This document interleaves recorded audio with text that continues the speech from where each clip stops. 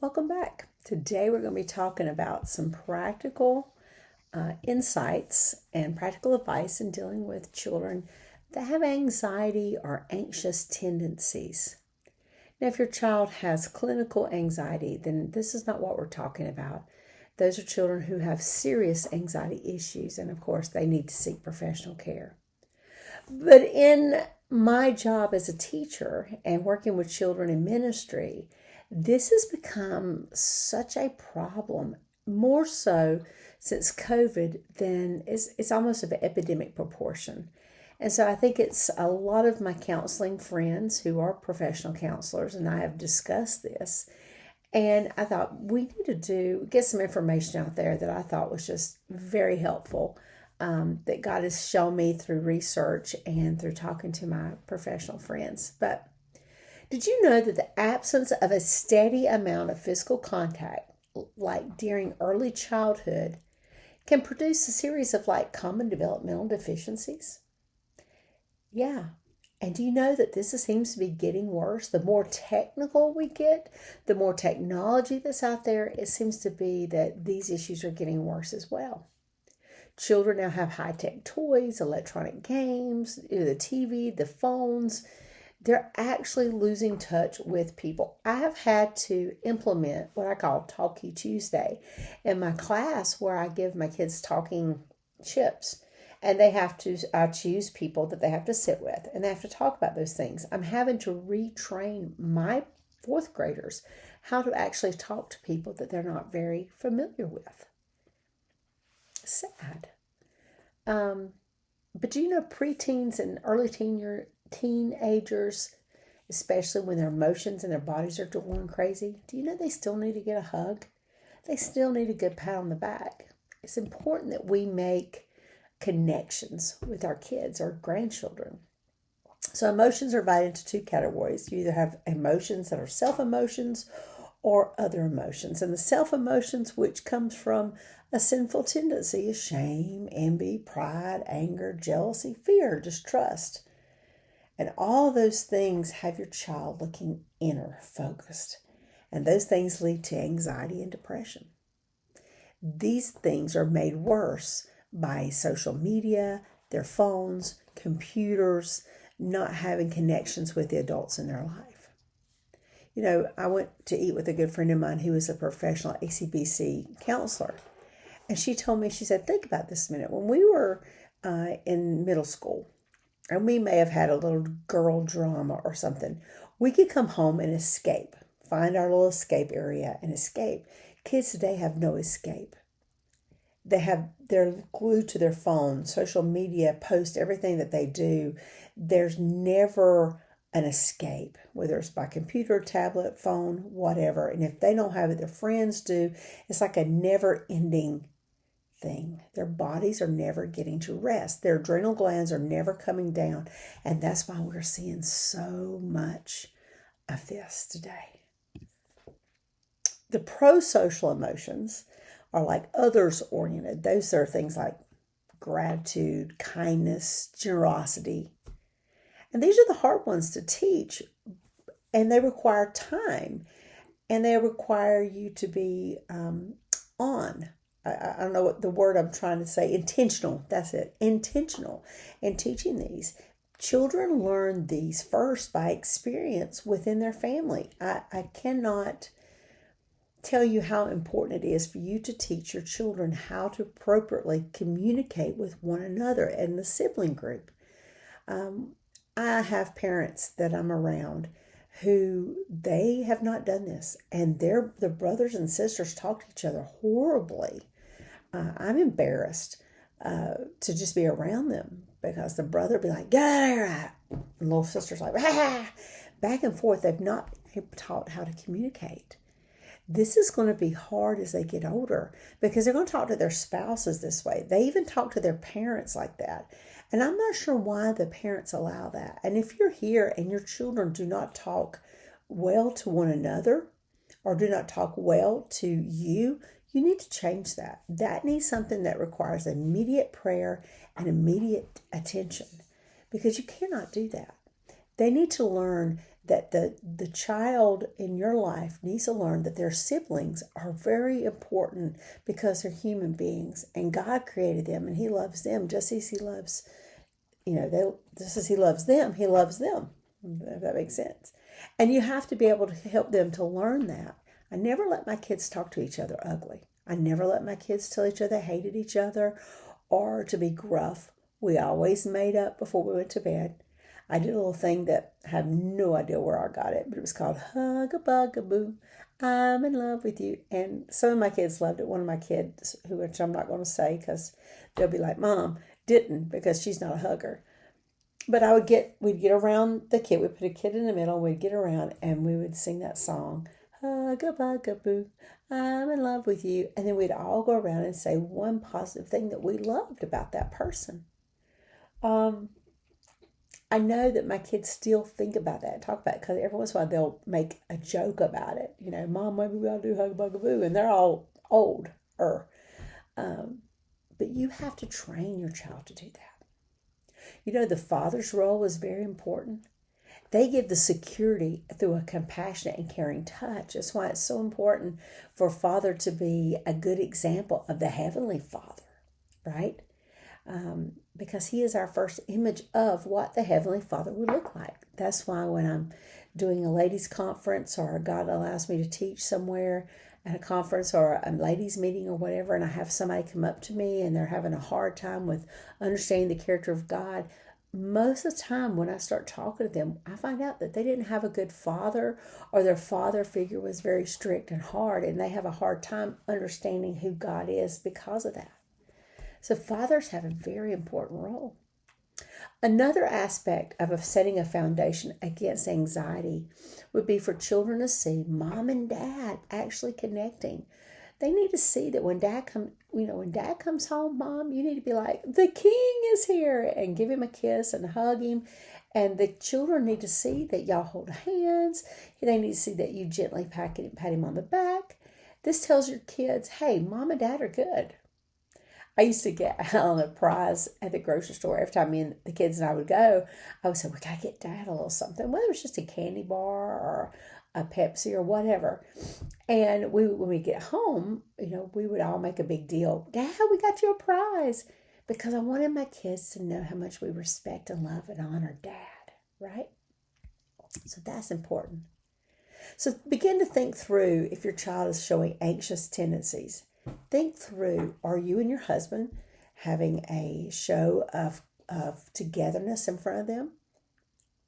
Have you been encouraging them to talk and live out the words of love with their siblings and others? Are you limiting their screen times? And are you very well aware of what's going on in their life at school and at home? Think through how you're communicating to your kids. Have you been giving them a look of approval? Words of encouragement? Maybe a routine of settled love and assurances is all that they need. This sets a foundation for a settled child. When they look at you and you go, got this.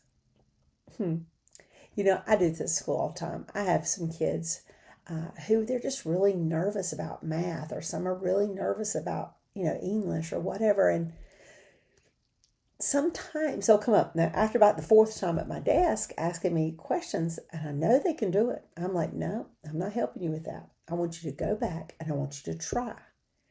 And then if you need help, I'll help you, but I want you to try. You can do it, right? Because they need to know. And then they'll look at me and then I'll go, you got this. You got this. Just give them a little, or go behind them and pat them on the back. You see, kids look to us as precursors to Jesus, especially little kids. That's why we need to be walking with the Lord daily. That's why we need to be seeking to be more like Christ. When we fail, we need to say, I'm sorry. When we need to make amends, we need to make amends. We need to handle our emotions. Tell me something I said compared to something I did, and we're going to remember what we see every time, right? Yeah. If people imitated your actions, if your kids imitated your walk with Christ, how would that look? That's kind of eye-opening, isn't it? Yeah.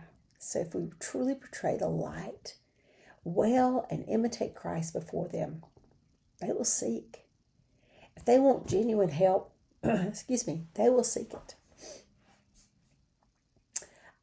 Even in a house that struggles, if you are the light, truly walking as the light,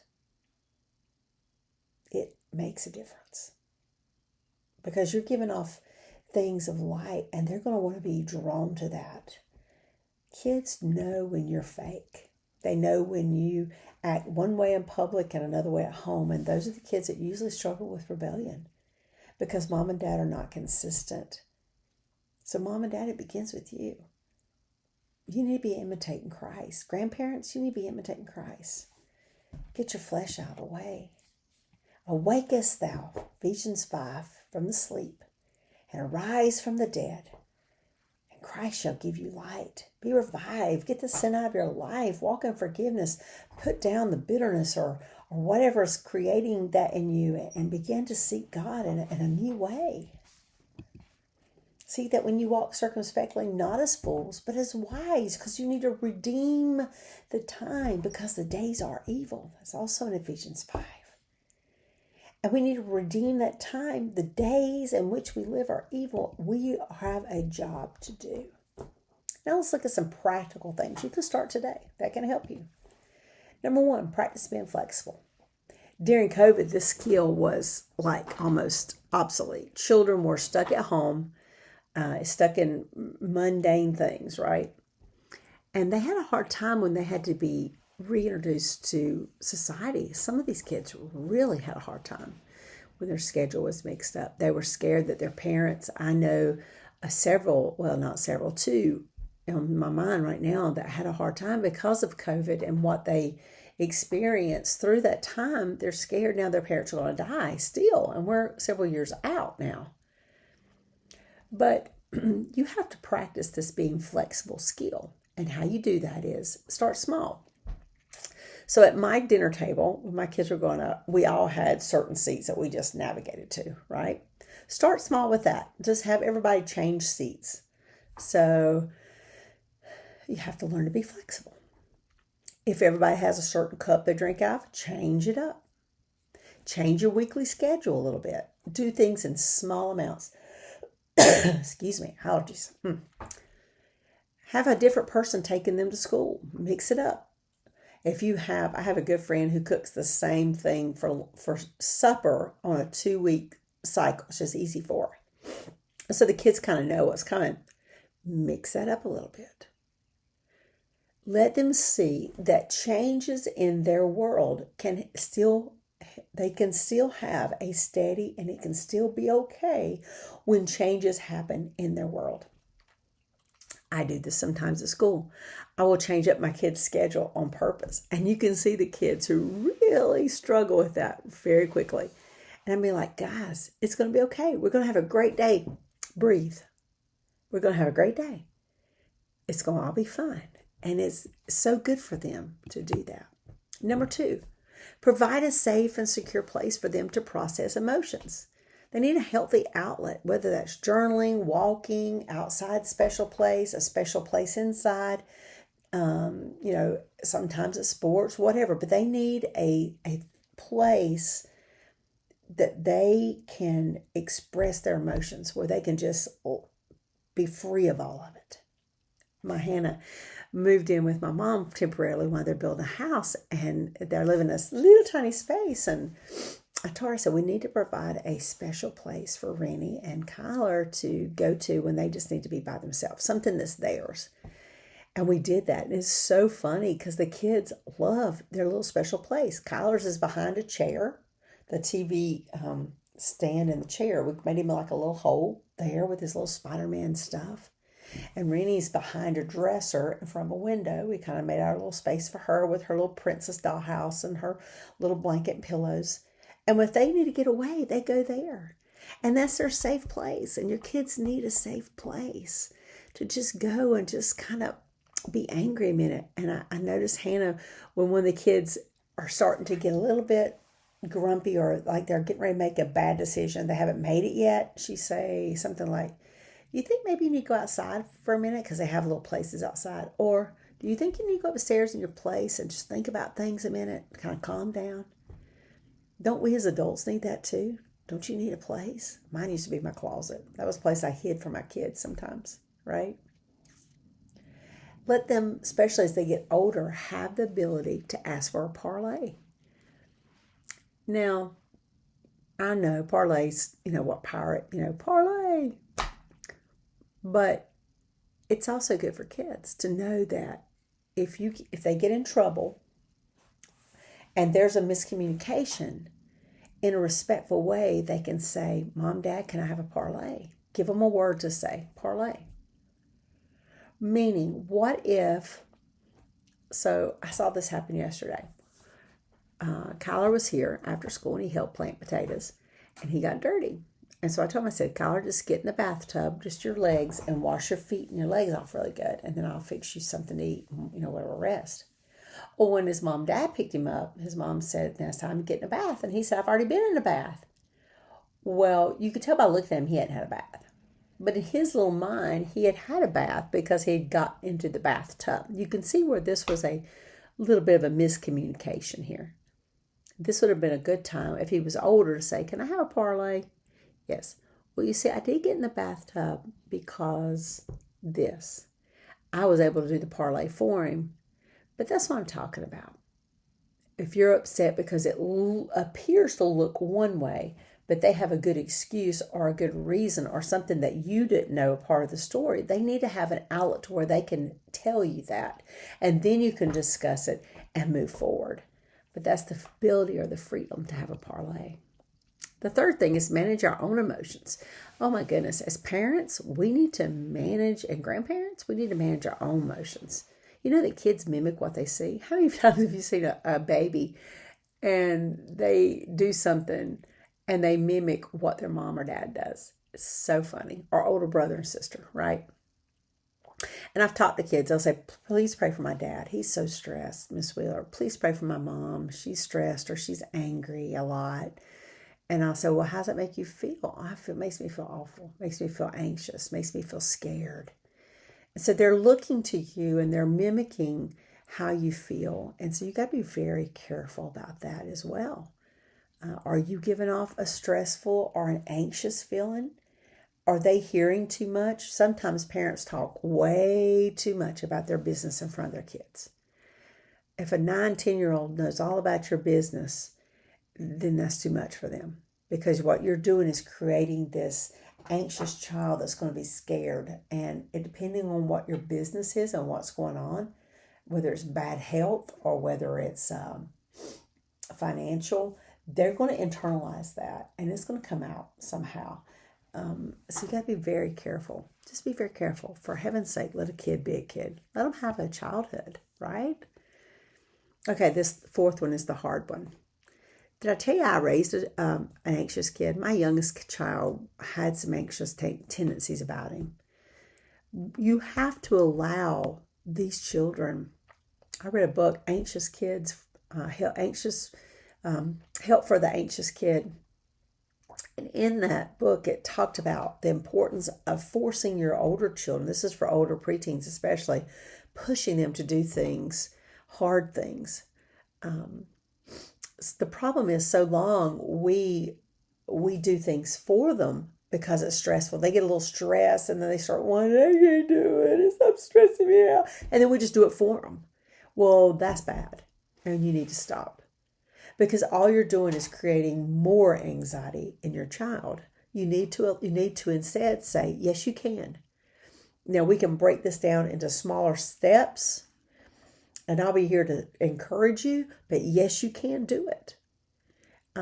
Mastering things helps them, mastering small, little stressful things helps them build confidence when they face other stressful things. And the more they do that as children, the older they get, the more they begin to realize, I can do this. I'm not going to give up. I'm going to face this, right? In an anxious child, and even in my life at times, I would get things and start viewing the issue or the circumstance as this huge mountain that I had to climb, and I just couldn't do it. It wasn't until I got older that I learned the wise thing to do is not to look at it as a heel, look at it as segments. And you might have to help your child, especially as they're getting older, to look at it as a segment. For instance, if they have a page of math to do for homework, tell them, let's not look at the page. Let's look at the first 5. You get the first 5, and then we'll take a walk, or we'll get a snack. Then you do the next 5. You're breaking it down into doable segments for the kid, and they're not looking at that large paper. Even if you have to cut another sheet of paper in half and hide half of it, but get it to a manageable thing and then encourage them and let them do it. When they finish, you say, see, look what you did. You can do it. When did we quit letting our kids make mistakes? I don't know how many parents I've had tell over the years, it's okay if your kid doesn't make all A's. Guys, we're in 4th grade. Let them make mistakes. It's okay not to be perfect. Kids who feel that push, to be perfect, it makes them more anxious. Think of something right now. And remember what this 4th one is allow your kids to do hard things. Sometimes you have to push them to do hard things, but allow them to do hard things, whether they fail or whether they succeed. We're allowing them to do hard things, work through it. It's the process, right? Think of something right now that you are doing for your child or teen or grandchild that they could do for themselves, and stop. Right? Stop. I've had 4th graders in the past who had never done any chores at home at all. Her mom did it all. And she worked full time. And we were talking about her kid who was a little bit anxious. And I looked at her and I said, stop. They're old enough to pick out their clothes. They're old enough to put their clothes in dirty clothes hamper. They're old enough to put clothes in a wash machine if you show them how to do it. They can clean the kitchen. They can empty a dishwasher. They can weed a garden. They can take out the trash. There's a lot of things that a 9-year-old can do. I know that because my 6-year-old grandson can do a lot. My 2 and 3-year-old granddaughters can do a lot. It's what you teach them to do. And when they do it, they feel such a self-esteem in that, right? Stop. Give them a job that they can do that's age appropriate. All you gotta do is go online and type in age appropriate jobs for a 4-year-old, right? And they'll pop up. Sometimes you have to force your older kids to do things. We had to more or less force Sam to get his driver's license and a job. All of our kids prior to him had worked a job, paid for their insurance, paid for, we made them pay for certain things. If when they got their license, they could get a phone, a limited phone, but they could get a phone and all that, but they had to pay for all that. And Sam, we had to force him. He just didn't have the initiative to do that at all. We forced him. I actually called and got him a job where his sister worked. And he did not want to work in that. But you know what? He did a great job. And he learned something in doing it. We went to see him at work. He worked the cash register at a restaurant. And it was like he was a different kid. I mean, he was like, hello, welcome. And it just blew my mind. And I saw right then that the advice I had gotten was correct. We needed to push him out of his comfort zone and get him somewhere. So those are 4 things that you can start with. Now let's talk about some physical things really quickly before we end that you can do to help your kids if they get anxious. So first is a magic mustache. So you take your finger and you put it right here up against your lip like a mustache. Now, if you press right here and you tell your kid, this, I don't know, physiologically, I don't know what it does. But when I worked at a school for special kids, this was a way that we were to teach them that if they got anxious or if they were having trouble, just to do the magic mustache. And it does, it calms your nerves. It's really cool. The second thing you can do as a parent, if your child is struggling, you wrap your arms around them in a hug. And you start breathing real slow, like,